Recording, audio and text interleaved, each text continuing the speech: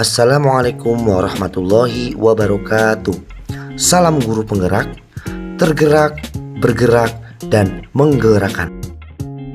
Pada kesempatan kali ini, saya akan menyampaikan kesimpulan dan refleksi filosofis atau pemikiran Ki Hajar Dewantara.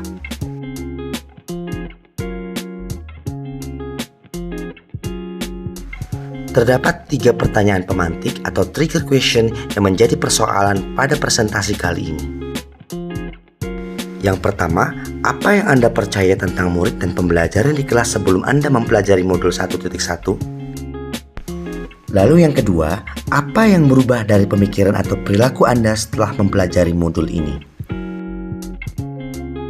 Dan yang ketiga, apa yang dapat segera Anda terapkan lebih baik agar kelas Anda mencerminkan pemikiran Ki Hajar Dewantara? Dari ketiga pertanyaan tersebut, ada beberapa hal yang saya percayai, namun ternyata bukan merupakan pemikiran dari Ki Hajar Dewantara. Di antaranya adalah sebagai berikut. Menghafal materi secara berulang merupakan cara yang paling efektif di dalam pembelajaran, sehingga membuat anak-anak atau siswa merasa bosan dan jenuh. Hal tersebut tidaklah sejalan dengan konsep pendidikan Ki Hajar Dewantara. Pendidikan haruslah menyenangkan. Belajar adalah proses kegembiraan. Ketika lonceng sekolah berbunyi, semestinya sebuah tanda dimulainya kegembiraan. Lalu ketika lonceng pulang berbunyi, anak-anak akan enggan untuk pulang karena ia tak ingin kesenangannya terhenti. Yang dapat segera saya lakukan adalah yang pertama, ubah metode mengajar dan model pembelajaran. Libatkan siswa secara aktif di kelas, gunakan berbagai media pembelajaran. Gunakan aplikasi-aplikasi pembelajaran seperti Quizzes, Kahoot, Canva, Live Worksheet, dan Zenius, dan sejenisnya. Yang terakhir adalah pusatkan pembelajaran pada siswa. Pada intinya, semua itu adalah merupakan inovasi di dalam pembelajaran. Lalu, miskonsepsi yang kedua adalah tujuan dari pembelajaran adalah hanya tentang nilai dan angka saja.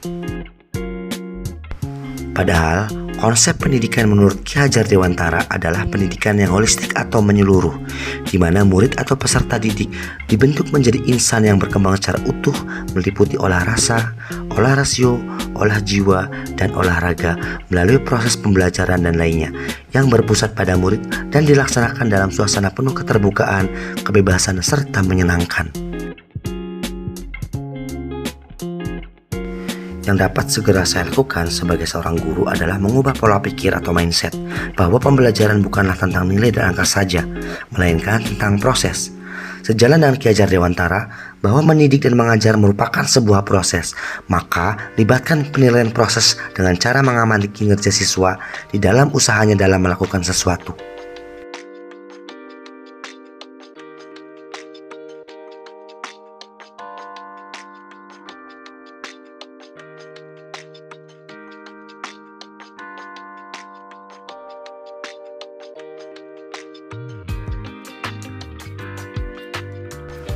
Mengapa dapat terjadi seperti itu?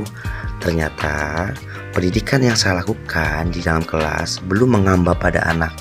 Sedangkan menurut Ki Hajar Dewantara, pendidikan yang mengamba pada anak menekankan pada minat, kebutuhan, dan kemampuan individu serta menghadirkan model dan metode belajar yang menggali motivasi untuk membangun habit anak menjadi pembelajar sejati, selalu ingin tahu terhadap informasi, pengetahuan, suka dan senang membaca.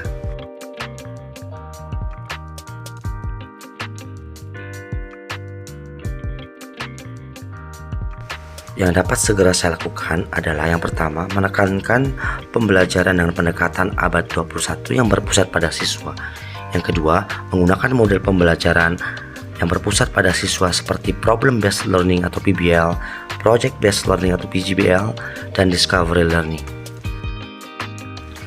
Lalu miskonsepsi yang keempat tentang pembelajaran di kelas adalah menggunakan ranking kelas sebagai tolak ukur keberhasilan.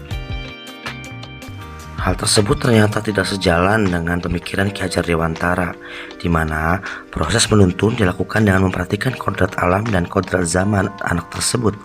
Kodrat alam merupakan kondisi anak sejak lahir yang dipengaruhi oleh kultur budaya dan lingkungan tempat anak berada.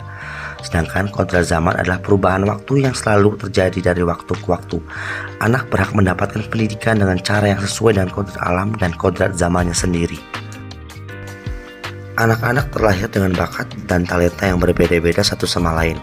Ada yang pandai dalam menulis, ada yang pandai dalam bercerita, ada yang cepat berhitung, ada yang berbakat di bidang seni, ada yang berbakat di bidang olahraga, ada pula yang berbakat di bidang akademik dan sains.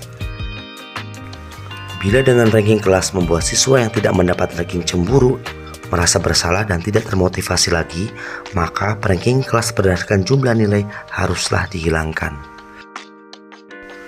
Dalam filosofi Ki Hajar Dewantara itu, kita harus memberi ruang dan apresiasi pada berbagai bakat yang dimiliki oleh siswa.